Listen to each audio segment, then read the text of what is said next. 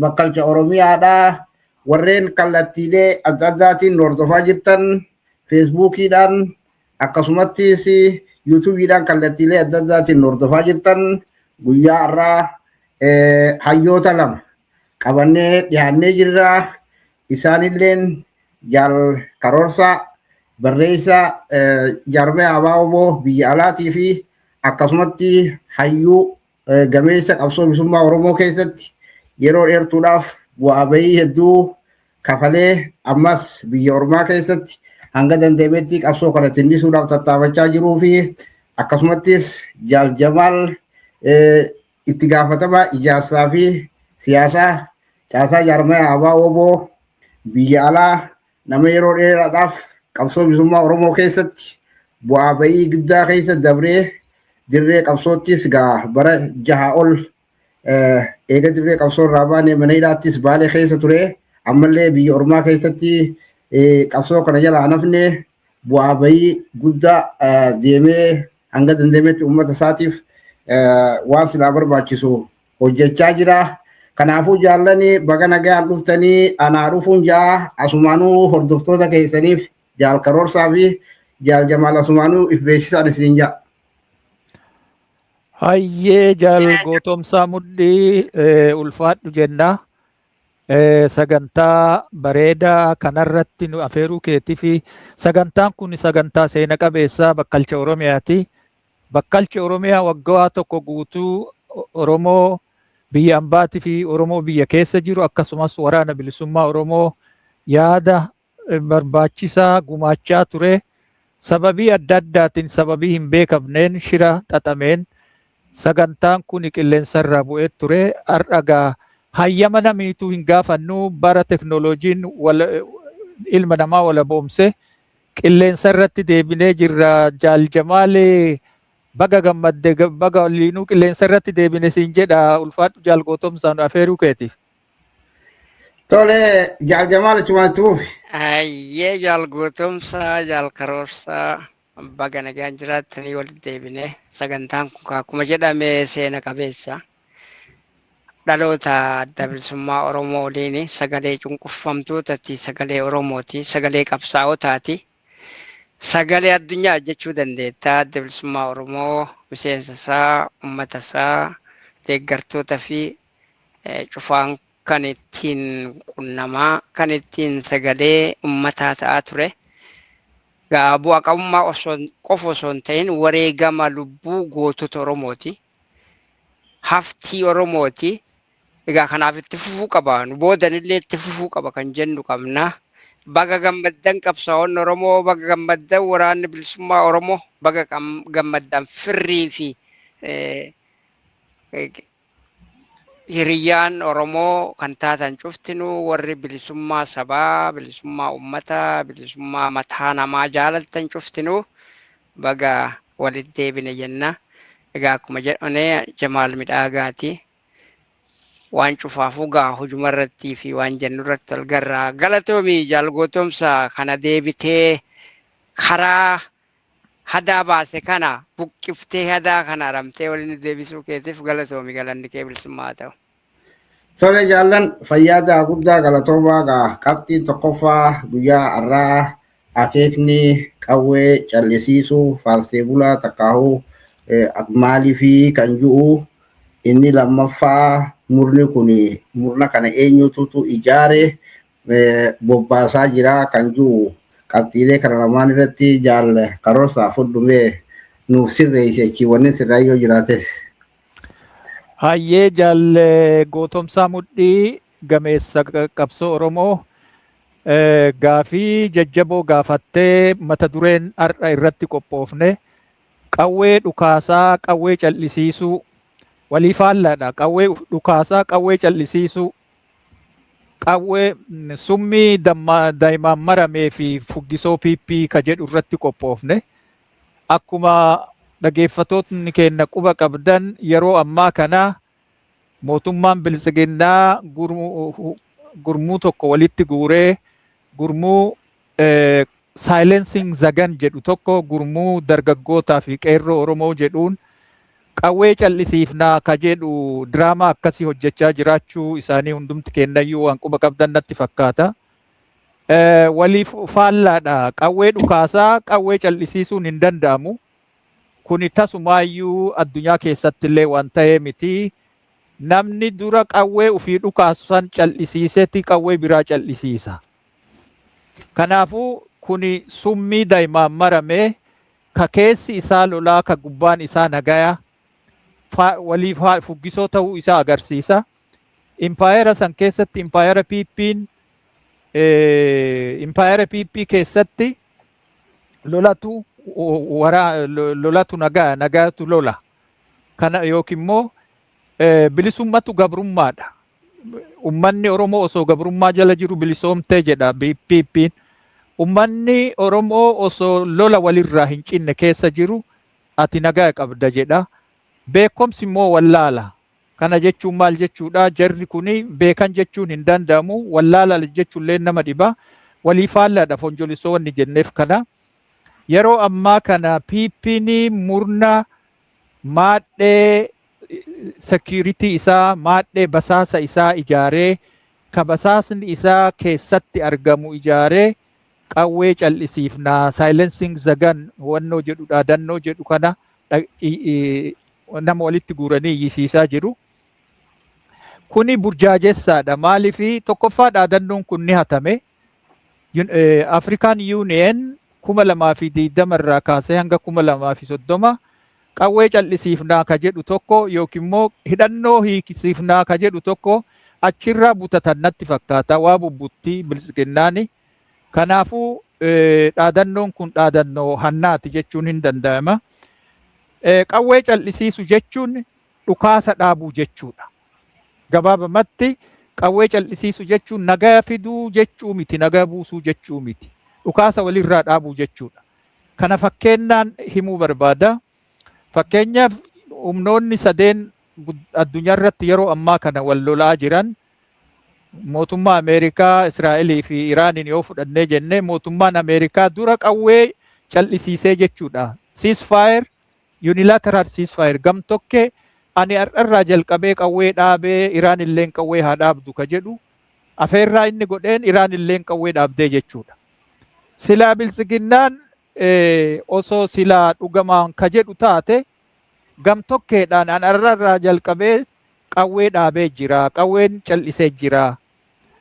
Warri falmataa jiru ABO WBOn daggala keessatti gaara keessatti falmataa jiru inni illeen fakkii kiyya hordofee dhukaasa haa dhaabu jechuutu isarra ture. Kana jechuun maal jechuudha? Basaasa isaa, deeggartoota isaa, faarsee bulaa isaa walitti qabee qawwee cal'isiifna jechuun qawwee hiikkadhaa galaa jechuudha. Akkas jechuu barbaadan. Oromoon qawwee haa hiikkatu. Mootummaan kun mootummaa keessanii ABO WBOnis qawwee hiikkatee galuu qaba ka jedhu DDR'dha jechuudha labsi isaan labsan kuni. Kuni qalaxaa. Akkaataa sanitti nageenni illeen hin jiraatu. Nageenni gamlama hoyyee gamtokkee qofaa miti. Warra wal lolan lamaantu dhukaasa walirraa dhaabanii gara haasawaa itti aanutti seenna jedhanii walii mallatteessanii akkaataa sanitti dhalata jechuudha. Dhukaasa dhaabuun lola Tigraayin fudhachuun hin dandeenna. Lola Tigraay keessatti wanni ta'e nagaa miti ka bu'e. Sagalee qawweetu cal'isee jechuudha. Sagaleen qawwee cal'ise jechuun nageenyi waaraan bu'e jechuu akka hin ta'in akka Oromoon jedhutti nagaa nagaa jedha Oromoon araaraa nagaa jechuudha. Nagaa waaraa jechuudha. Kabiraa lolli kuni obboleeyyan lamaan jidduutti geggeeffamaa jira jedhu. Obboleeyyan lamaa miti ka wal lolaa jiru yeroo har'aa kana mootummaa impaayeraatti fi qabsaa'ota bilisummaa Oromoo, qabsaa'ota walabummaa Oromiyaatti wal lolaa jira. Obboleessi bilisiginnaa wajjin obboleeyyummaa hin qabnu. Mootummaa impaayeraa wajjin, imperial state wajjin obboleeyyummaa hin qabnu jechuudha. Warri nu fixaa jiru raayyaa ittisa biyyaa jedhuun raayyaa duguggaa sanyii jechuun hin danda'ama. Santu uummata Oromoo irratti qawwee garagalchee lola walirraa hin cinne labsee duruuniin yookiin mootuyyuu xayyaaraan meeshaa gurguddaadhaan mana Oromoo buqqisaa jira, Oromoo rukutaa jira. Kanaafuu kana gabaabamatti diina caalu bilisiginnaani obboleeyyanii miti ka wal lolaa jiru. Qawwee ka walitti fudhatee wal lolaa jiru mootummaa gabroonfataa fi ummata walabummaa ofii, bilisummaa ofii, birmadummaa mootummaa ofii barbaadutu kana jidduutti lolli deemaa jira. PP'n diina caalu malee fira Oromoo obboleessa Oromoo ta'uu akka hin dandeenye kana gadi jabeessuun barbaachisaadha. Garuu achi keessa namoonni dhuunfaadhaan kan quuqama sabaa qaban hin jiran jechuu miti. Garuu akka mootummaatitti fi akka jaarmayaatitti PP'n diinaa oliiti, diina caalu jechuu barbaada. Gaafii itti aanullee gaafii tokkoffaa eega kanaan xumureen booda gaafiin lammata murna kana eenyutu ijaaree bobbaase ka jedhu PP mataa isaattuu ijaaree bobbaase jechuun ni danda'ama. Basaasa PP yookiin immoo security PP koree ajjeechaa PP'n yeroo adda addaatitti lafarratti dhoksaanis ta'e ifaadhaan murnoota adda addaa ijaaree bobbaasaa jechuudha. Shanee namtolchee illee bobbaasaa, shanee fakkeessee, shanee jedhee yookiin mootuyyuu namtolchee ka jennuun jechuudha. Waraana bilisummaa Oromoo fakkeessee bobbaasaa, gaachana sirnaa jedhee bobbaasaa. Kuni murnoota lafa jalatti PP'n ijaaruu jechuudha. Dhiyeenna kana mootuyyuu garee 120 maafiyaadhaa ka ummata humnaan saamee akka malee ajjeecha hamaa ka Sicilian maafiyaa sanirra hammaataa ta'e magaalota gurguddoo Oromiyaa keessatti ijaaree bobbaasuu isaa, Ambo keessatti ijaaree bobbaasuu isaa, Shaashamannee keessatti ijaaree bobbaasuu isaa, Dirre Dhawa keessatti ijaaree bobbaasuu isaa argina. Kanaafuyyuu kuni maal jechuu barbaada? Waa xiqqoodhaan xumuraa jechuudha. Har'a immoo guyyaa mar'aa kana artistoota Oromoo ijaaree shubbisiisaa jira magaalaa Adaamaa keessatti jechuudha. PP'n amala PP mootummaa PP gabaabsee tan irra bahuu barbaada. Tokkoffaa mootummaa kuftuudha. Mootummaan kuftuun yeroo kufarra geettuu murna akkanaa kana ijaarti. Murna dhokataa fi murna mul'ataa ijaarti. Kalammataa mootummaa diigamaa jiru jechuudha. Gama tokkoon abbaa irrummaatu irraa mul'ataa jira. Gama biraatiin sirna dhablummaadha. Mootii moototaa Abiyyi mootii moototaati. Moototii xixiqqoo qabalee irraa jalqabee yookiin gandarraa jalqabee haga kutaa zoonii kun hundumti isaatuyyuu sirna dhableedha. Sentarii adda addaatu jira jechuudha. Ka wal faallessu gama tokkoon sirna dhableedha. Gama tokkoon immootuyyuu abbaa irreeti. Sadaffaa mootummaa qoncoortuudha. Mootummaan bilisiginnaa har'a mootummaa Finfinnee qofaadha jechuun hin danda'ama. Finfinneen ala gabbayee bilisiginnaan impaayera Itoophiyaa kana dhuunfachuu yookiin immoo kontirool gochuu yookiin nagaa tiiksuu, nagaa tiiksaa miti nagaa balleessa, nagaa booressaa san gochuu hin danda'u. Mootummaa fugguu deebite jechuudha. Yeroo ammaa kana ka daangaan garaacha tooyatu jechuudha. Humnoonni gurguddoon lolarra jiran biyya san too'achaa jiraachuu argina. Dhumaa mootummaa ajjeechaatii fi mootummaa securitytii bilisiginnaan. Walumaa galatti haalli amma biyya san keessatti deemaa jiru bilisiginnaan kufaatii irra ga'uu isaatirraa kan ka'e murnoota maafiyaa hammaataa kana ijaaraa gara mootummaa securitytti ce'uu isaa agarra. Kanarratti kanuma jedha jaal gootomsaa fixadhe. Tole, fayyaatee guddaa galatoomii jaal karoorsaa akkasumatti jaal Jamaali gaafiin tokkoffaa yeroo ammaa akeekni bilisiginnaan takkaahuu farsee bulaan ifi qawwee dhukaasaadhaa qabsaa'ota qawwee callisiisuun maaliif barbaachisee kan jiru. Gaafiin lammaffaa murna kana eenyuutu ijaaree bobbaasaa jiru kan jiru irratti yoo badhiftee xiqqoo waan kana nuuf deebifte gaarii. Jaal Jamaal fundumaa hiikin keeti. Hayyee galatoomii horii bulii jaal gootomsaanii galanni kee bilisummaa ta'u gaaffii barbaachisaadha. Gaaffii hundeen deebi'uu qabu kan jedhuun qaba. Egaa wanni tokko maalirraa ka'aadha? Sababa qaba. Wanni ka'u cuftinuu sababa mataasaa qaba. Hiikkaa mataasaa qaba. akeekatti deemuu fi galii mataasaa qaba. Yoo akkana jedhe qawween tun maaliif afaan bantee maaf eegaltee kan jedhu gaaffii san deebisuu danda'uu qabna jechuudha. Sababni qawwee tana nu kaasisiise Oromoo kaasisiise maali? Tokko yoo sababni sun beekame akkamiin sababni sun takkaa'u rakkinni sun furamaadha. Lama qawween tun eenyu fi eenyu jidduutti taateedha. Eenyu fi eenyu wal lola kan jedhu san deebisaa jechuudha. Sadii abbaan sababa kanaan takkaa'uu rakkina kana booda jiru ho'een nam lama yookaan nam tokko jechuudha. Fakkeenya loon moonaa takka galan keessa loon sun halkan bulaa yoo hin turreef wal nyaatuuf wal jifatu yoo jiraate rakkina qabaa jechuus loon sun sammaa irraan itti dhufa. Egaa qawween Oromoo maaliif kaatedha? Yoom kaate? Akkamiin kaate? Yoo jenne akka walii galaatetti gabaabsuuf deebisuuf tattaafadhe qawween Oromoo waan qawwee kaase waan qabu biyya dhaba. Biyya waan irraa fudhatameef biyya isaa waan dhabeef namni biyya hin qabne mirga hin qabu beekna. Namni mirga hin qabne biyya hin qabne mootummaa akka hin qabne beekna. Namni biyya hin qabne saree najjisaatii jedhan hayyoonni. So akkasiifuu salphattee xiqqaattee biyya dhabuun biyya dhabdee taa'uun hin danda'amu. Maal goota?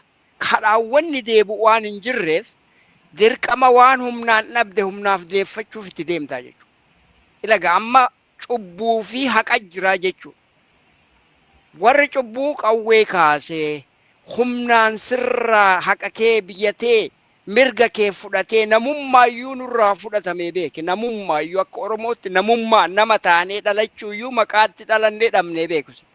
Kun yaadannoo yeroo dhiyooti. Har'allee mul'achaa jiru saa ammaa kanallee tan dhufa. Namni itti shubbisu kun kan dhalate jechuudha. So qawween akkana kaate tun qawwee hiikkadhaa galaadhaan deebiti. Hangaaffii dhaggeeffattootaaf uummata Oromoo fanniisa. Qawween amma sababa amma jenne kanaan kaate. Taphatti hin kaane kottaa gala isin dhiise hayyama kiyyaan galaadhaan deebitiidha uummataaf fanniisa isiniif fanniisa. Kanaaf qawwee sababatti kaate biyya dhabuurraa kaate mirga dhabuurraa kaate akka namaa namummaa dhabuurraa kaate jechuudha. Namooma namni waan kana cufa dhabe qawwee hin kaasinii jechuun nama taateen dhalatinii jechuudha. Fudhanna naa deebisa dhaggeeffattoota fillee uummata Oromoofillee dhiisa isinirraa nan deeffadha jechuudha. Kan biraa qawween tun eenyu fi eenyu jidduu dhaamti yoo jenne akka amma afaan mi'eeffatanii of fakkeessanii maleeyikaa fakkaatanii dhufan kanaa miti. Qawween Oromoo fi Oromootti jidduutti takkaa taatee hin beektu. Deemallee hin jirtu, deemuufillee hin taatu. Qawween Oromoof gabroonfataa Oromootitti jidduutti deemaa jirti jechuudha. Baroota dheeraa gabrummaa jalatti jigneerraa kaane. So kanaafuu qawween Oromoo obboleeyyan jidduutti jijjiiddu. Qawwee ati gali akkasitti hikkadhuun dhuftullee hin jirtullee hin jiraannellee addunyuma tana irrattu hin jirtu. Kanallee handariirraa bofarraa lukkuu bofa eenyu killaa bofaatirraa handarii eeguun barbaachisaa waan hin taaneef hin jennu. Kanaaf qawween firaa fi fira jidduu hin jirtu. Kana yoon jedhe Oromoon takka Oromoo ta'ee jiraatee sirnoota gabroonfataa impaayera Itoophiyaa tajaajilee hin beeku. Takkumaayyuu har'alleen sa'a ammaa kanatti kan tajaajilaa jiru Oromoon afaan isaa haa dubbatu irraa mee dhalachuu ni danda'a. Kan tajaajilaa jiru impaayera Itoophiyaa waan ta'eef tasuma qawween obboleeyyan lamaan jidduutti baqaqxe iyyitu hin jirtu jechuudha. Qawwee cal'isiisuu jechuun mirga qawwee sun iyyituuf beekuun barbaachisaa ta'a jechuudha. Madda rakkoo beekuun maddi rakkoo yoo furame qawween jaalattee osoo hin ta'in ofii cal'iftii jechuudha. Yoo fakkeenya namni tokko beela'ee beela san bayuudhaaf yoo danqaraa keessa deemee bineensa ala jirtu qawwee dhahe. akka tasaa ta'ee yoo garaa quufe waan nyaatu yoo qawwee sanni dhiisaa jechuudha. Barbaada danqaraa keessa deemu san dhiise garaa isaa quufe waan barbaadu argatee taa'aa jechuudha. Egaa har'a warri kana jedhu warra garaa guuttate, warra baktii goflola nyaatee quufeti akka garaan waan hin jenne qawwee callisiisa an nyaadhee quufee jechaa jiranii jechuudha. Pippinarra warra raqa nyaate, abbootiin raqaati. Raqa nyaatanii garaa guuttatanii ajaan raqni isaanii nu keessa ajaa'u san akkatti waan hin jennetti qawwee callisaa jedhan. Kanaafi egaa qawwee kan callisiisu rakkina qawwee si kaasisiise fi akka iyyitu si taasisiise santu furachuu qaba malee qawwee callisii hanfalaa hiikkadhuuna jala jigiini ilma namaatirraa waan taatu natti fakkaatu namni. Soo kun kana. Dhimmi firaa fi fira jidduutti jedhu kunillee hin jiru. Oromoo fi Oromoo jidduun takkaa wal lolameellee hin beeku jechuudha. Oromoon ilaamee qaba, gattaa'ee furataa wallaleetu hin beeku. Waliin mirga ofii dhabe, waliin gabrummaa jala jige, waliin biyya ofii dhabe, waliin sirni gadaa mootummaan isaa diigame, wanni deebi'ee wal loluuf Oromoo miti. Har'a wanni masaraa Minilik keessa jiru Oromoodhaa yoo jedhe ofitti kolfuu ta'a jechuudha. Ofitti kolfuu ta'a. Har'a qofaa miti. Bara Minilik Oromootiin turini. Bara Hayila Sillaasee Oromootiin turini. Bara Dargii keessa Oromootiin turini. Wayyaanee keessa Oromootiin turimmoo har'a Piippiin afaan kana dubbateef Oromoo ta'uu danda'a haayidha. Kanallee uummataaf anniisaan hin jedhu. Namni afaan kee dubbate cufti har'a beekaas biyyoonni adiin biyya alaa jiran dhaaba Oromoo adda addaa marabbaa Oromoo keessa irrambee afaan Oromoo qajeelan dubbatanii beeku. Warroonni qormaataaf sirna gadaa qormaataaf Oromiyaa keessa jiran beek afaan Oromoo bareechanii dubbatanii beeka. Warri adiinuu jechuudha, warri bifaanuu homaanuu nu fakkaan. Afaan kee dubbachuuni Oromoo sin taasisu. Oromoo irraa dhalachuun Oromoo sin taasisu. Raqa nyaachaa. Dhiiga obboleessa keetii jiksaa. Waan obboleessi kee gaafatu kee ta'uu osoo beektu ani Oromoodhaa si jechisiisa. Oromoon maqaadha. Maqaan immoo Oromoo wanni jedhan gara biraatti wanni nama ajaa'iba Oromoon sabaa jedhan. Sabummaa xamanu sabni kun eessa dhalatee ati gaafatte namni si deebisu hin jiru. Sabni kun eessa dhalate? Sabni kun waa tokko ta'uu qaba. Yookaan lafa namaa qabatee weeraree haqa malee nama balleessee ta'a Oromoon. Yookaan Oromoon qilleensarra dhalatee biyyaayyuu hin qabu. Kanaaf akkuma warri Habashaa baanu Maadaagaskaar irraa dhufuu dhabuullee ani hin beeku. Saba biyya hin qabne hiikkaa waan hin qabne sabni biyya qaba. Biyyarra dhalatee jechuudha. Maaliif cufti keenya waan lafa takkarra dhalanneef qilleensarratti namni dhalatu hin jiru. Yoo akka egaa hurjilee waan adda addaa samiirraa rabbiin bakka takkarraa gannu buuse warra aadamoo taanee jannata keessaa lafa sanarratti buune illee asuma buune lafa qabnaa jechuudha. So kanaaf akka waliigalaatitti Oromoon of ta'ee takkaa impaayera Itoophiyaa ijaaree waan hin beekneef qawween callisuu kan dandeettu yoo haqni Oromoo gaaffiin Oromoo deebi'uu danda'e jechuudha. Rakkina kana maaltu uume kan jedhu kanarra uumamee miti itti fufa rakkinoota jaarraa 18ffaati jechuudha rakkinarra jiru kun. Akkuma beekanu kolonii namni gabroome namni kiyyoo gabrummaa keessa jiru kolonii baannu kana keessa jiru har'anee gallee jechuudha. Guyyaa sirni abbaa gadaa sirna gadaa bulchiinsa Oromoo jigerraa guyyaa daangaan Oromoo cabee Oromoon kolonii jala kufirraa waan fedheenuu haa kufu humna dhabee kufirraa ka'ee namni callisee taa'ee jiru hin jiru jechuudha. Kanammoo dura dhaabbachuuf humni gabroonfataa amala adda addaa yakka adda addaa gara jabina adda addaa ijaaree socho'uun ni ture. Haraa miti har'a ajjeechan humna ajjeechaa humna nageenyaadhaan humni ajjeechaa har'a isaan ijaaranii gaachana sirnaa maarree jedhamu kun durillee ture. Ni yaadannaa jechuu yaadannoo yeroo dhiyooti bara 1980 keessa Asasaa Mixii jedhamee namni naannoo sanitti dhalate har'allee beekaa jechuudha. Fadisitti naannoo Haransan. Walumaa galatti Asasaa Mixii guyyaa ilmi namaa waan ta'u dhabee bara kana qawween nama jeesan okay. Qawween duu namaa miti qawwuma nu isiifnu tanaan nu jeesaa jira. Bara san ilmi namaa waan ta'u dhabee manni alli Asasaa jedhan sun Mixii baanan kan namni tokko wanni tokko lafatti namne ilmi namaa oo'ee ijoolleen daa'imman jaarsi deemuu hin dandeenye waraabessaan nyaatamee jechuudha. Kun yaadannoo yeroo dhiyooti fagoo miti. Godaannis sun har'allee Fadiisirraa naannoo san jiru ni yaadatu jechuudha warri har'a lubbuun jiru. So sunillee hammeen akkasiitti ture. Har'alleen taanan waan addunyaan qabdu waan nyaachuu qabdu karaa namarraa kutuun qonna namarraa dhorguun waan ati faayyattee jiraattu waan cufa si cufuu jechuun sanyii duguugu. Saba tokko sanyii hundee isaa duguuganii lafarraa balleessudha. Genocide. Egaa Minilik wanni inni godhe harka nu mure jenna. Okay. Asasaa Mixii hoo Minilikii ol yakka sanii oltu dalagamee jechuudha. Ka amma lubbuuti aan beeku. Okay. Bara wayyaanee keessa waan ta'e namar lafarra harkifamee bee addunyaa irratti eebbisaa addunyaa makiinatti dhabee lafarra harkifamee bee. Yaadachuu qabna dabreedhaaf qofaa miti sanii ol gidiraa sanii ol baddannootti maal ta'e beeknaa jechuudha namni qilee takkatti dhumate. Namni waan isirratti jechuudha lakkoofne isaanumti diraamaa isaan dalaganii booda wal saaxinaniin jechuudha.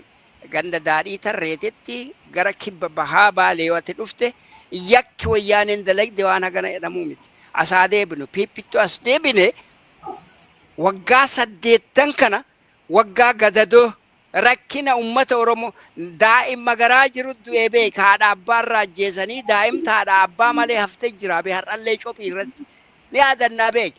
Haadha ilmaan 7 qabanii ajjeesanii bee ilma keettu qabsoo mirga ofiiti. Maa daganna dagachuun qabnu beek.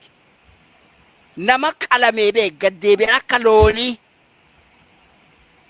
sanuu afaan isaaniitiin kana har'as deebi'anii aadaa takka amantii takka ta'uu qabnaa maarre amantiin isaanii yoo ilma Oromoo gabbuusanii qalma ta'e qalamuudhaaf achi jiraanna yoo ta'e kun ammallee gaaffii sadaffaa Oromoo fanniisa. So kanaaf yerra ijaaramee wanni jedhamu kuni paatarniidha. Wal qabatee dhufe jechuudha. Gaafuma durirraa ka'ee Minilik irraa ka'ee ilmi Minilik ilma kiyyaa naa jiraadhu fakkiidha beeki wanni sun. Wanni har'a teeknooloojiin irra geenee AI'n kaasee yaa ilma kiyyaa hojii tiyya jirtaa naa jabaadhu jedhee kan godhe Minilikii miti. Kan godhe Abiy. Mataa piippitii jechuudha. Kana jechuun waan Minilik godhe san caalan godhaa jedha godhaallee jira. So akkas ta'aa qawwee isaa callisiisa eeyna harka ummanni Oromoo hiikkatee hanfalaa hiikkatee isa jala jigee eenyummaa isaa biyya isaa mirga isaa dhabuu qabaa kan jedhu ammallee ummataaf fadhiisa jechuudha qabsaa'otaaf ummataaf fadhiisa. So kanaaf akka waliigalaatitti gaa qawween calliftu qawwee callisuu jedhan namni beektaa kophaallee unilateral bilateral kan jennu qawwee kophaallee dhiisuun nana. Waraanni bilisummaa Oromoo ummata isaatiif jecha yeroo murtaa'eef akka ummanni kiyyatti qophaa'a waan kana ta'uuf qawwee dhaabee jechuu danda'a jechuudha rakkoo miti. Piippin silaa irra qawwee dhaabdeeti akka isaan qoosan arginaa jechuudha. Ebelu bira dhaqee tan ebelu bira dhaqee kan jedhuu fi kaampaaniin ebeluu jedhamee yaamamu namni oofu hin jiru. Waraanni bilisummaa Oromoo gaaffii ummata Oromoo akka waliigalaatitti deebisaa jira malee ebelu bira dhaqee haasa'uu hin danda'ami dubbiin. Ebelu bira dhaqee haasa'uu furmaata rakkoo qabsoo Oromoo ittiin haasa'aa ture beektaa walaasootti qawween tun haa calliftu haasa'aa ture waraanni bilisummaa Oromoo qawwee tana callisiifna qawwee tana haa callifnu kana ittiin haasa'aa ture jechuudha. Wanni lakki akkasii miti koottaa hiikkadhaa galaadha. Hiikkannee eega gallee hidhachuu maaltu nu fideedha maa hidhanne. Kanaaf silaa wanni isaan jechuu malan rakkoo tana maaltu fideedhanii hundee isii barbaadanii rakkoo san hundeen furamuudhaan gaafa rakkoon sun furamte qawween ofii callifti jechuudha namni qawwee baatu hin jiru. Kanaaf maafiyaa adda addaa garee adda addaa ijaaranii Oromoo duguuguun Oromoo isaan hin taasisu. Oromoon har'a wal lolu hin jiru. Ilmi abbaa gadaa baanan hin jiru. Abbaan gadaa baay'isawee irra deddeebinee sagantuma kana irratti illee ibsinee jenna. Abbaan gadaa ilman qabu. Sirna gadaan. Sirni ilman qabu. Sirni sirnaan bakka bu'a. Sirni sirna qaba. So ilma abbaa gadaa baanan hin jiru. Hogganni har'a mootummaan Oromoo hin jiru. Yoo mootummaan Oromoo jiraate wanni gaara keessan oofu hin jiru. Asirratti yoo sagantaa ta'an irratti bal'inaanuu jennaa kana asuma irratti gabaabsuudhaaf tattaafadhaa. Kanaafuu Oromoon wal lolu hin jiru. Qawween calliftu hin jirtu. Qawween sababa qabdi. Sababni sun deebi'uu qaba. Kanaafuu sababni waan kana cufaa biyya dhabiinsa waan ta'eef wanni tokko dhukkubni tokko yoo ka'ee dhukkuboota hedduu dhalaa jechuudha. Dhukkubni waan dhukkuboota har'a jiru kana dhale baroota dheeraa kanaaf dhumaatii kanaaf rakkina gadadoo kana dhale biyya dhaba. So biyyiti hundeen deebi'uu qabdi. Abba fedhe haa ta'u qabsaa'onni dhaabni Oromootu yoo hundeedhan yoo abbaa fedhe haa ta'u dhaaba kamuu Oromoofan qabsaa'a jedhu kamuu waraana bilisummaa Oromoo dabalatee yoo hundeedhan rakkoon qabsoo Oromoo abbaa biyyummaan deebisin har'uma dadhabee gaara keessa deemee dadhabee riiba dhabee anaggalee nyaataa ta'e malee qabsoon Oromoo hundeedhan qawween Oromoo gaara keessaan galtuu tana naa qabadhaatti naa geessa. Qawwee Oromoo callisiisuuf gaara keessaa galchuuf rakkoon qawwee tana gaara baase deebi'uu qaba dura. Kun kam biyya abbaan biyyummaa deebi'uu qaba. By any means Oromoon har'a biyya ofii barbaaduuf dirqama qawween dirqame malee baachuun qaba. Karaa nagaatiin abboo koottaa biyya barbaaddanii biyya teessanitti tolfadhaa jedhanii waliin haasawamuu ni danda'ama. Garuu impaayera mariidhaan diigamte takkaan argini bara kana keessa jaarraa 21ffaa keessa jirraa yoo taatellee arguuf teenya. Garuu cal'isni qawwee waraanni bilisummaa Oromootillee haa beeku. Qawween tun inni waan galeef qawween calliftu hin jiru. Itti fufaa jechuudha. Hedduu galaa jira. Qawwee callisiifnaa obboleessan lamii wal lolaa maarree jedhee waraana bilisummaa Oromoo keessaa moonaa Oromoo duwweessee walli galillee jira. Fideeree galee waan qawween tun waan okkoteen dhaabamteef qabdi jedhan. Okkotee waan dhaabbattuuf qabda nyaachuuf qabda. Kanaaf qawwee tana callisiisuudhaaf hundeedhan gaaffiin Oromoo abbaa biyyummaa hundeen deebi'uu qabaa kan jedhu nan xumuraa yoo naarka hanqattee garaasii hanqattee irra deebi. Tole fayyaadee guddaa galatoomi jaal-jabaal daqiiqaa gaggabaabduu qaqqabna. Daqiiqaalee gaggabaabduu kana keessatti gaggabaabsineeti itti fayyadamnaa. Akkasumatti hordoftoonni qophii bakkalcha Oromiyaadhaa warreen hordofaa jirtan ammallee gaafiin keenya akkuma itti fufetti jira. Kanatti aansuudhaan jaal Karoosaa yeroo ammaa kana murna kana ijaaranii bobbaasuun maaliif barbaachisee kan jiru. Gaafii afuraffaa nagaya jechuun maal jechuu. Shanaffaan nagayni waaraan akkamitti dhufaa kan jiru gaggabaabsitee yeroo teenyaas qusannee hanga kana nuuf itti fuftee dabalee itti aantu jaal-jamaalii kennee dhaamsa yoo jiraate dhaamsa jabaa asumaanuu carraa isinii kennee xumurannaa jechuu barbaadeeti jaal Karoosaa fudhadhu itti fufi. Hayyee jaalgootomsaa ulfaadhu gaafii jajjabduu dhumarratti nagaafatte karaa danda'ameenii gaggabaabsee irra ba'uu barbaadaa. Jaal-jamaalis bal'innaan maaliif qawwee maaliif kaase Oromoon maaliif qawwee qabatee bosonatti ba'e Oromoon ka jedhu haqa isaattu dhabame biyya isaattu qabame walqixxummaa isaattu dhabame bilisummaa isaattu dhabame mootummaa ofii ijaarachuu dadhabee impaayerri haga jirutti qawween hin calliftu ka jedhuun nu xumure. Ammallee impaayerri yoo diigame qawween callifti. Impaayerri haga lubbuun jirutti qawween hin calliftu nageenni hin bu'u. Impaayerri faallaa nagayaati. Kanaan xumuruun barbaachisaadha. Gaafiin yeroo ammaa kana murna kana ijaaranii bobbaasuun maaliif barbaachisee ka jedhu keessattuu murna qawwee callisiifna jedhu ka gama tokko qofaatti iyyuu gamni tokko osoo qawwee dhukaasaa jiru osoo ajjeesaa jiru osoo lola walirraa hin cinne labsaa jiru warri hidhattanii bosonatti baatanii qawwee keessan hiikkadhaa wanni jedhaniif sababiin isaanii waa lama murna kana wanni ijaaranii bobbaasaniif. Tokkoffaa filmaata dharaa ka geggeessuuf deeman kanaaf hamoommota baay'ifachuudha. Jechuun mootummaan Itoophiyaa mootummaan Oromoo akka ilaalcha isaaniititti filmaata kana keessatti filmaata dharaa kana keessatti filmaan iyyuu hin jiru. Kanaafuyyuu mootummaa kana filadhaa. Mootummaan kun mootummaa Oromooti. Kanaafuyyuu warri bosona jirtanillee galaa hiikkadhaatii qawwee lafa hirkisaatii galaa jechuu isaaniiti jechuudha. Wanni mootummaa Oromoo loltaniif hin jirtu. Mootummaa irra deddeebine himneerra. Mootummaan amma aangorra jiru mootummaa naaftanyaati. Mootummaan naaftanyaa kun naaftanyoota adda addaa of keessaa qaba. Naaftanyoota Tigraay irraa dhufe qaba. Ka Amaara keessaa dhufe qaba. Kan saboota cunqurfamoota jedhan kana keessaa dhufe. Kan Somaalee keessaa dhufetu jira. Kan Sidaamaa keessaa dhufetu jira. Kanaafuu mootummaa Itoophiyaa mootummaa impaayeraati malee mootummaa Oromoo akka hin ta'in kun ifatti mul'ataa jechuudha. Kan akkasitti hubachuun barbaachisaadha. Kalammata warri kaaba jiru sitti duulaa mootummaa kan keessi harka jiiksuu fi duula sitti labsaa jira. Kana mootummaa kana baraaraa. Kanaafuu koottaa mootummaa kana wajjin gamtaa uummati warra kaabarraa dhufaa jiru kana akka isaan jedhanitti narraa qoladhaa ka jedhu Oromoo jalatti dheessuu barbaadanii jechuudha. Sababiin isaa gurguddaan kana gara gaafii itti aanutti yoo ka ce'u taate nagaa jechuun maal jechuudha ka jedhu gaggabaabsee namoonni qawwee callisiifna jedhan kuni qawwee callisiisuu fi nagaa jechuu garaagarummaa isaa waan hin beeknee fi ummata Oromollee dhamaasaa waan jiranii fi kana irra ba'uun barbaachisaa ta'a.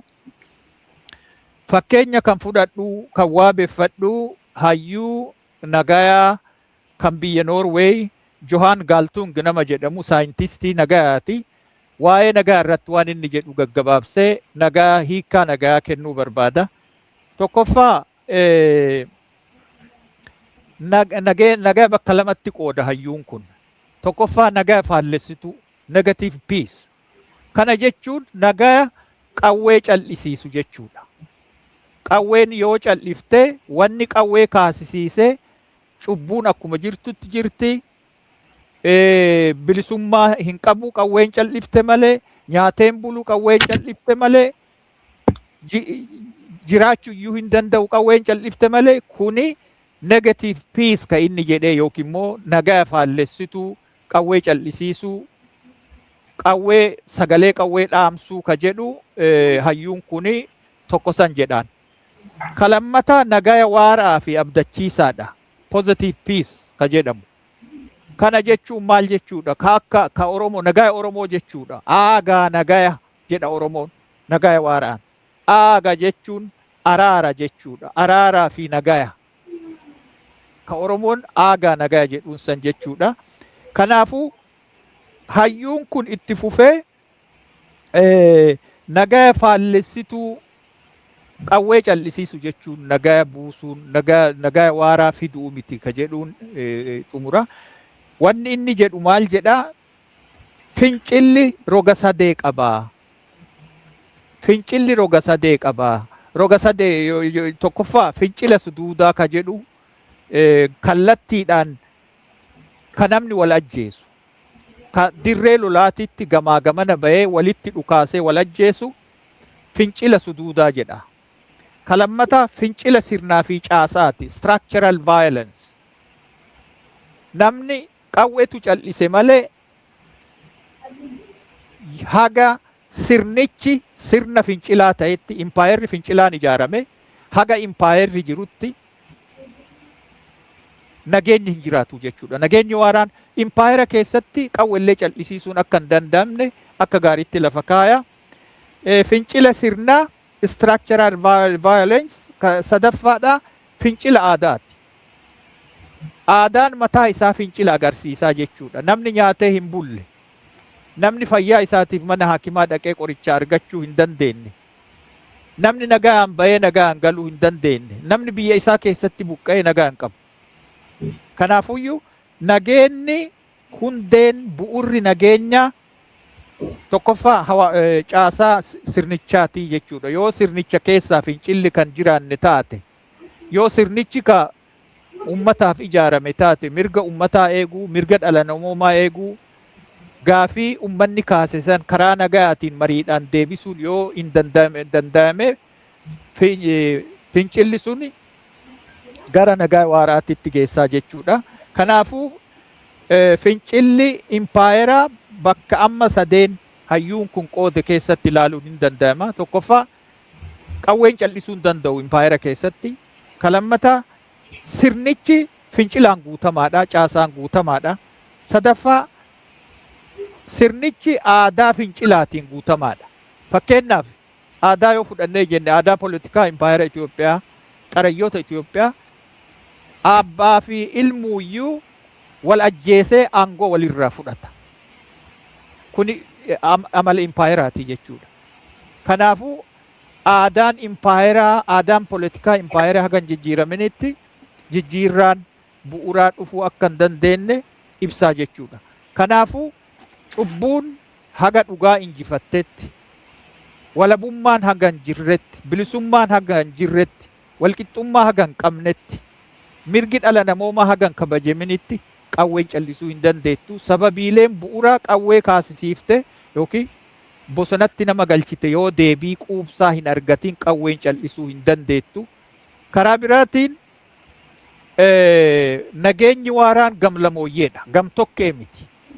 Warri qawwee walitti dhukaasan relational, warri qawwee walitti dhukaasan rakkoo san walitti dhufanii yoo ka furuu hin danda'amu taate yeroo san nageenyi waaraan dhufuu danda'a jechuudha. Qawweellee yoo san callisuu dandeetti. Oromiyaan yoo bilisoomte gaafiin ummanni Oromoo bara baraan kaase sirna kolonii ofirraa kaasuudhaaf kaase yoo deebii quubsaa hin argatin, warri har'a jiru kunilleen waraanni bilisummaa Oromoo ka bosona jiru kunis yoo ka galu taate dhaloota haarawattu bifa haaraan waraana haarawa ijaaree itti fufaa jechuudha. Eegaa haga kana eega jedheen booda nageenyi waaraan akkamitti dhufaa ka jedhullee gaggabaabsee irra bayeetan jira. Tokkoffaa cubbuun yoo dhugaan cubbuu mooyatte nageenyi waaraan dhufuu danda'a. Bakka dhugaan walqixxummaan, bilisummaan, walabummaan hin jirre nageenyi hin jiru. Nagaya waaraa jechuun guutuutti dhibdee fi rakkoo hambisuu jechuu miti. Nagaya waaraa jechuun dhibdee bifa jijjiiruudha. Conflict transformation. Dhibdeen yoomiyyuu hawaasa kamuu keessayyuu hin dhabamtu. Yookiin guutuutti nagaya waaraa fiduun yoo ka dadhabamus taate akkaataa nagaa itti fidan mariidhaan gara mariititti jijjiiruun hin danda'amaa jechuudha. Nageenyi waaraan hoodhu kenniin dhufa. Kennanii fudhatuudhaan dhufa malee gam tokko qawwee cal'isiisii hikkadhuu galii akka amma sanyiifaa sobanii burjaajessanii galchanii qawwee hiikkachiisanii lafa akka lafa kaa'an godhan san isa san barbaadu amma. Warra haafellee sobanii burjaajessanii homoommota itti guuranii nama iyyisiisanii akka qawwee waraanni kun qawwee hiikkatu barbaadu sun immoo akka hin taane ifatti himuun baay'ee barbaachisaadha. Walumaa galatti gaafii ati na gaafatte sirni impaayeraa yoo hundeen buqqa'ee fi jijjiirraan bu'uuraa biyya san keessatti dhufe malee qawween cal'isuu akka hin dandeenye fi qawwee hiikkachuulleen akka hin danda'amne kana gadi jabeessuu barbaada. Gaafii jabduu murteessituu na gaafatte jaal gootomsa yeroo gabaabina yeroo irraa kaka'e haguma kana jedhaa fixadhee jira. Tole fayyaadee guddaa galatoomi jaal karoorsa gaafii sadeen si gaafadhe sirnaan deebiftee kanatti aansuudhaan jaal jamaalii si bimoo kanaan nu gaggabaabsee yeroo ta'e nu qusate jedhamana. Gaafii sadaffaadhaa Jaal murna kana ijaaranii bobbaasuun maaliif barbaachisee jedha. Gaafiin afuraffaadhaa nagaa jechuun maal jechuudha? Shanaffaan nagayni waaraan akkamitti dhufaa kan jiru wal qabsiifteetuma akkasumas nuututti hixa. Jaal fayyaa guddaa galatoomfadhu. Hayyee jaal gootumsaa galatoomii. Egaa akka waliigalaatitti jaal karoorsan waan cufaayyuu tuttuqee jira waan irraa hafe hin jiru. Umagaa irra deddeebin bishaan coomni bishaanii irra deddeebin dhagaa uraa kan jedhu irratti gurruma uummataatitti cobsoo ta'e malee waan hafe hin jiru. Yoo abbaan caqasu irraa hafte malee akkuma jedhame nagaa barbaadam. Gartee nagaa walqixxummaatii fi nagaa gooftaa fi gabra fakkeenya waan akkasii fedhanii jechuudha. Kanas sii beeka, kana godhii, kanas sii godhaa dhaayyoo osoo hin ta'in kana godhii ajaja, nageenya ajaja.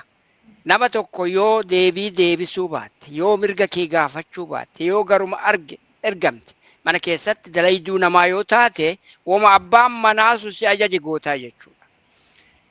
Yookaan ilmaan abbaa ofiitii womoorrisii jedheen sun miidhaa osoo hin tahin mootummaan gaariin akka fakkii ija abbaa fi haadhaati. Mootummaan yoo mootummaa sirna qabu ta'e, mootummaa gaarii yoo ta'e akka haadha abbaati. Ijoollee isaa ni gorfataa yoo balleessitellee ni adabata. Sun kana mootummaa sirna gaarii kan jedhu. Mootummaan badaan akka abbaa maarreedhaan abbaa buddeenaadhaanii yasigeet akka abbaa si guddisee abbaa kee hin tahinii si miidhuu sun yoo tahe nageenyi hin jiruu jechuudha. Yookaan irraa baddaa mana san dhiiftee baqattaa yookaan waa fuutaa jechuudha. Egaa mootummaa impaayeraa keessatti mootummaan abbaa impaayeraa abbaa kee ta'uu hin danda'u beekamaadha. Har'a abbaa gabrummaa jala jirraa jechuudha. Abbaa buddeenaa isaan baanan san. Maal jettu Oromoon maqaa biraa qabdii waan kanaaf. Kanaafi sirna akkanaa kana keessatti nageenyi hin jiru. Nagaa negatiif jedhee hayyuun lafa kaayee jaal karoorsan bal'inaanuu jedhe sanii jechuudha. Nageenya kana jidduutti nagaan hin jiru. Osoo wal nyaattu, osoo wal jifattu, osoo nagaa quuftee hin jiraatin jiraattaa jechuudha nagaa akkana kana. Nagaa waaraa wanni jedhamu gabaabumatti wanti dabaluu jiraate sirnat waaraan dhufuu qaba. Sirnaan bultaa. Heeraa fi seeras jidduu jira. Waan ati bultu, waan mirga kee eegu. Atillee waan dirqama kee baatu. Yoo seerri jiraate kun mootummaa impaayeraa qofaa miti. Eessumattuu addunyaa irrattuu paartii ta'e waan feete ta'e sirni yoo hin jiraate sirna dhablummaan yoo hin jiraate nageenyi hin jiru. Paartuma tokko keessattuu jechuudha. Paartii waliin jirtu kan waliin deemtu iyyuu yoo sirni dhabame sirna dhablummaatu dhalata. Yoo sirni dhabame sirna dhablummaan dhalannaan abbaa irree ta'a. Namni sirna dhabaa yoo dhufe maali jijjiirama? Sirna dhablummaatti sirni dhablummaan immoo abbaa irreetti si geessa. Abbaa irree gaafa ga'e lola dhalata. Ilaama waraana tokko jidduutti yoo sirnaan wal ajajuu, wal taliguu, wal bobbaasuu dadhabe humni kun maaltu dhala? Sirna dhablummaa dhalata. Kasi ajaju sunillee sirnaan sin ajaju seera sin ajaju seerri cabe kana jidduutti maal wal diduutu diigga dhalataa jechuudha. Gaa kanaafi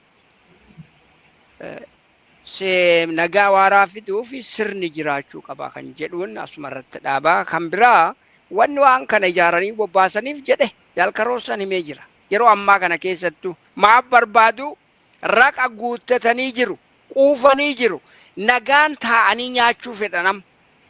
Gooftummaa isaanii akkuma jirutti eeggatanii gooftaa kan isaan godhe seera isaan tumatan.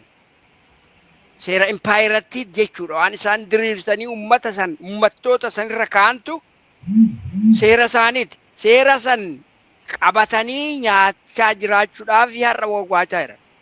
Kun dhimma filmaataa, dhimma maarree kun cuftinuu sirna isaanii turfachuuf wanni jedhame kun cuftinuu kana sirna sabate tokko godhachuudhaaf gabrummaan sirna sabate sirna nusi finne eenyu marii komishiinaa maarree jedhanii waan cufa fixanii Oromiyaa kalastaratti maarretti warra garaa bule cufa walitti qabatanii gabrummaa irraa maayii ummatat kontiraata kana seenee filatee gabrummaa ofitti maxxansee jechuuf deemanii.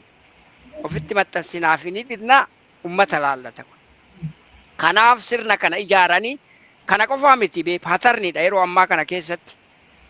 Yeroo ammaa akkuma sirbitoota Oromoo kan gaafa Hacaaluun du'e sirbinii fi Hacaaluu dhiiga isaan barbaadinarra utaalaa jiru.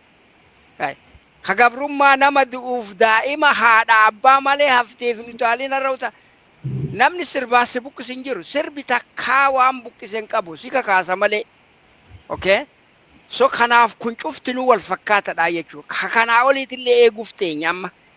Tabiraatillee dhufuu kama kalee waa'ela keenya, kama kalee saahiba keenya, kama kalee jaala keenya ture tarra impaayera tajaajiluuf isaa hamoommatee isaa marxifatee ka'u arginaa jechuudha. Kunillee dhufuuf deema eegaan ni eeyna.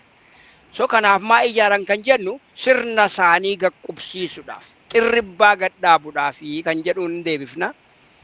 Egaa sirni waaraan araa eenyu nageenyi waaraan eessan dhufaa kan jedhu nagaa waaraa fiduuf irruman deebi'a.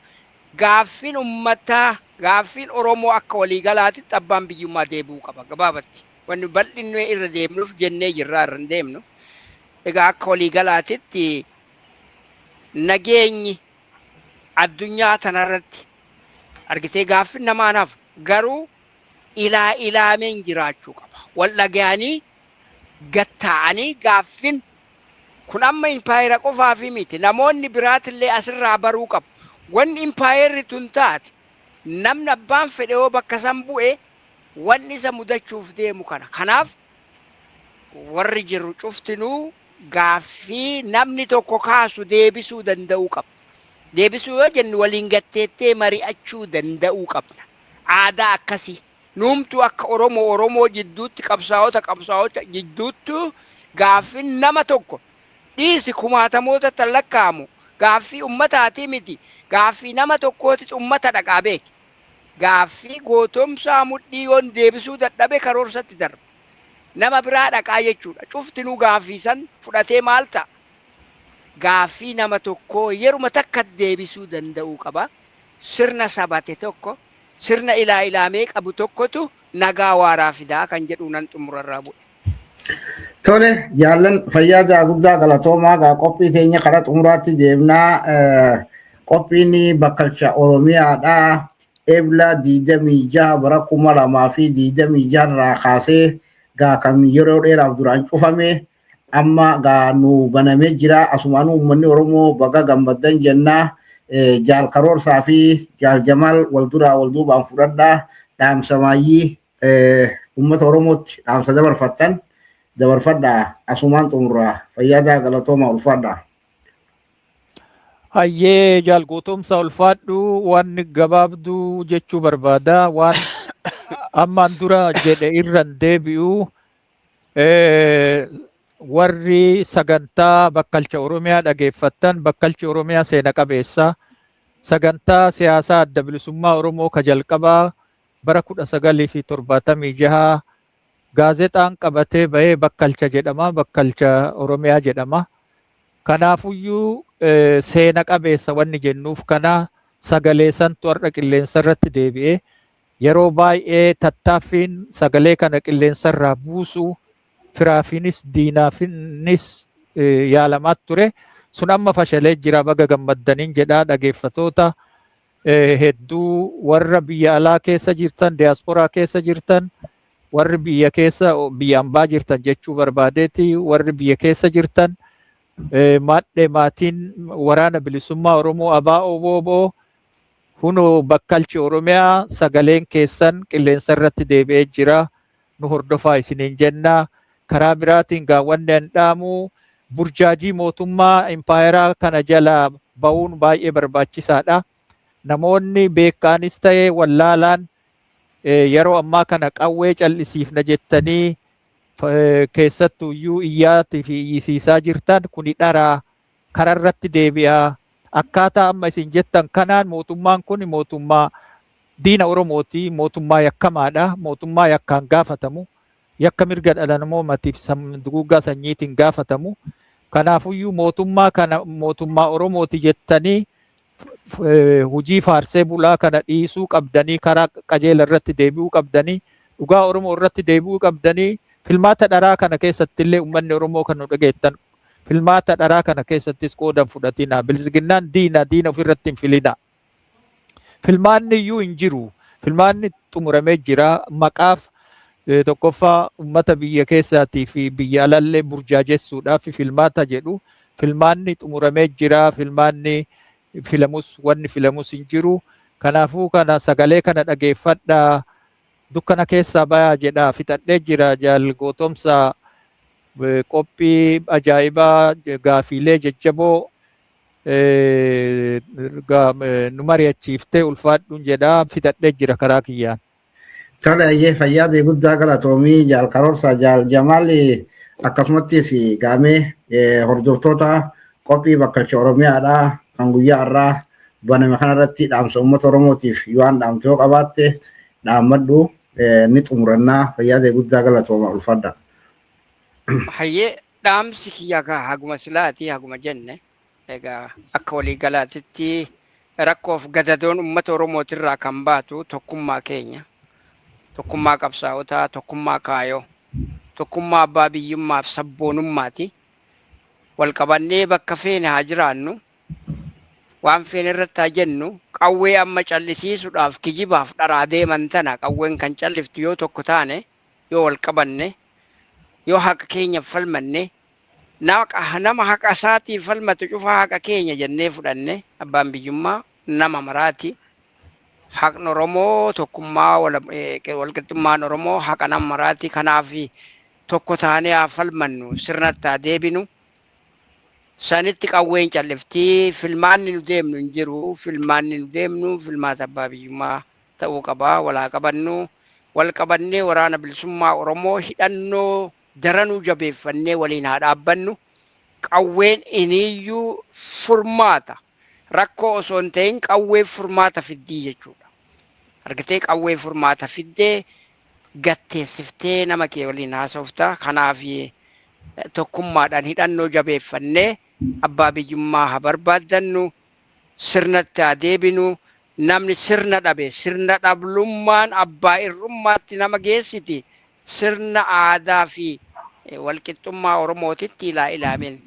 Argitee uummanni Oromoo akka waliigalaatitti wal qabannee wal dhageennee biyya teenya haa barbaaddannuun jedhaa galatoomaa horaa bulaa guyyaa gammachuuti qilleensa Oromiyaa qilleensa addunyaa Oromoon hafuura baafattu bilisoomsuudhaaf bakkalcha Oromiyaa akkuma kalee waadaa seene akkuma kalee qawween cirrotti gabbaate waliin gabbee har'allee naga qawween sun injifannoon galtutti waliin jiraannaa baga gammaddanii kan jedhuun tanumaanan xumuradhaa horiinaa bulii galatoomii yaal gootomsaa.